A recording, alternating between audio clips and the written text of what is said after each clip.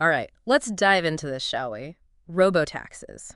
You've sent us a whole bunch of articles on this, so it's clear you're really digging into this whole future of transportation thing. We're talking driverless cars, like completely driverless, and how this is going to change how we get around, maybe even get rid of parking as we know it. Yeah, it's really fascinating, and things are moving so quickly.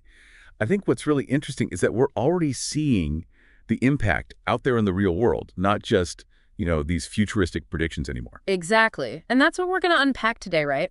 You're obviously interested in this stuff, so we can skip the boring basics and jump right into the heart of it. Like one of the articles you sent mentioned Baidu. That's a big Chinese tech company, right? They've already got robotaxis picking up passengers, and it's way cheaper than regular taxis, like way cheaper.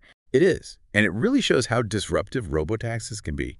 If you think about it, if you get rid of the cost of the driver, suddenly, like, the whole economics of transportation get flipped on their head. Okay, so let's break that down for a second.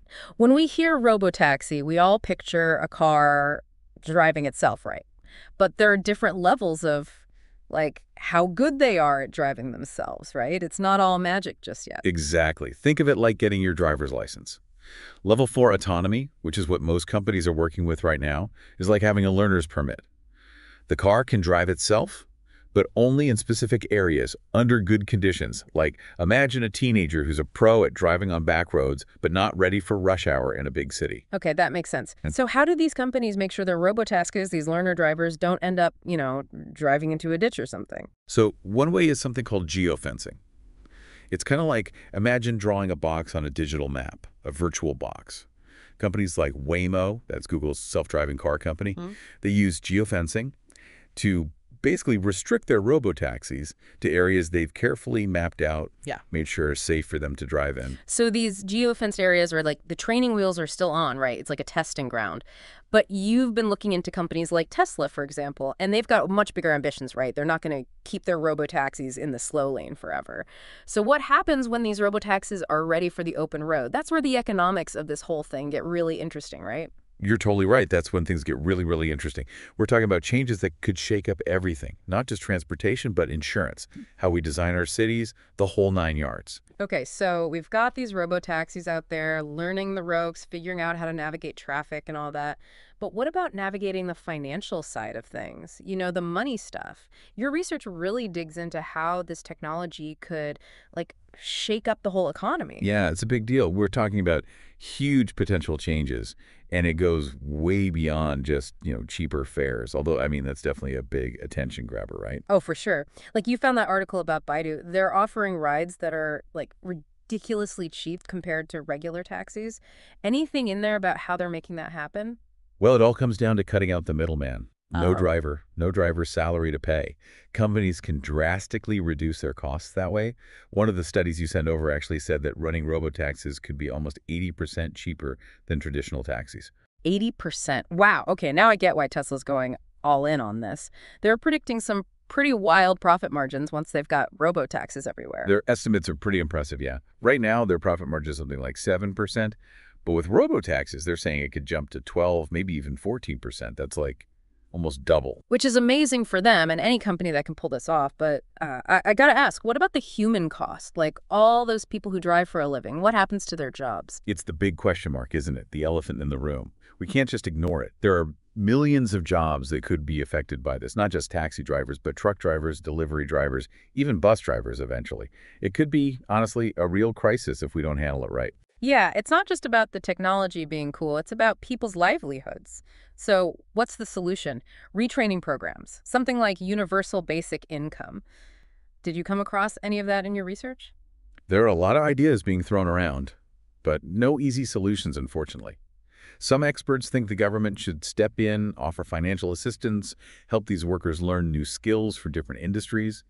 Others think we need a bigger change, like fundamentally rethink how our economy works, which might mean looking at things like universal basic income. It's a lot to wrap your head around, but we got to have this conversation now, not later, right? So, cheaper rides, potentially massive profits, but a huge question mark hanging over millions of jobs. And as if that wasn't enough, this whole robo-taxi thing has even bigger implications. Like, this goes way beyond just how we get around town. Oh, absolutely. This isn't just about transportation. This is about the future of our cities, the environment, how we interact with each other, everything.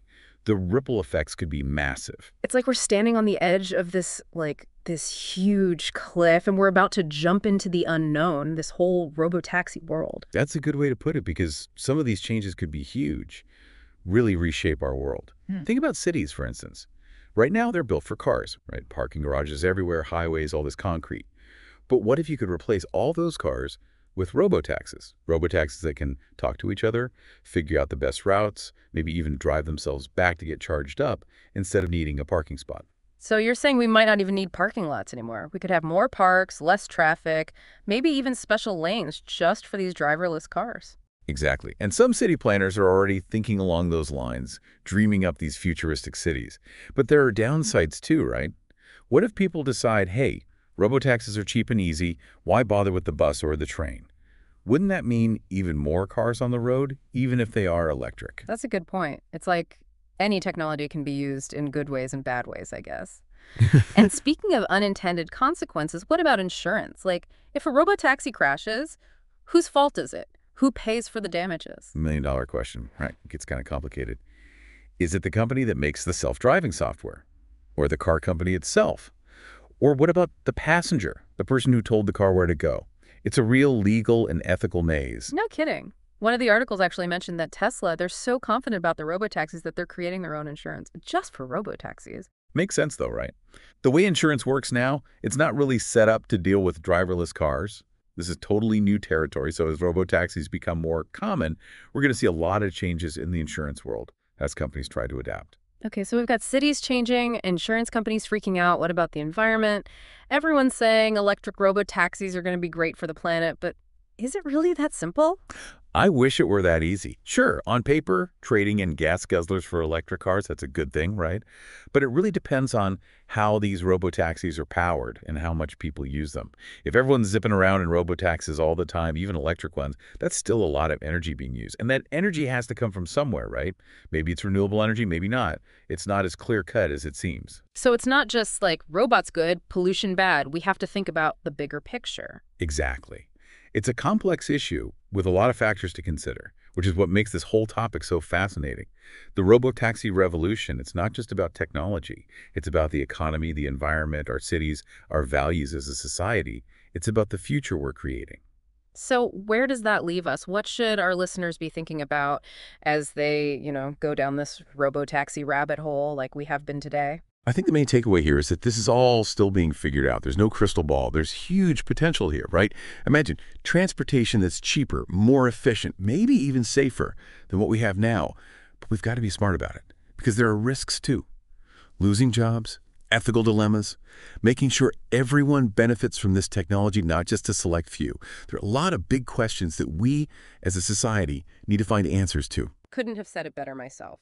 It's about staying informed, being critical, and most importantly, getting involved in shaping the future we want to see.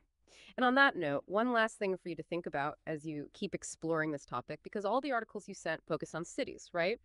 Big cities. But what about people who live in rural areas? Could robotaxis be a lifeline for them? A way to connect to jobs and services they wouldn't otherwise have access to? Or will this technology leave them even further behind? Something to ponder, right? Anyway, that's all the time we have for today. Until next time, happy diving.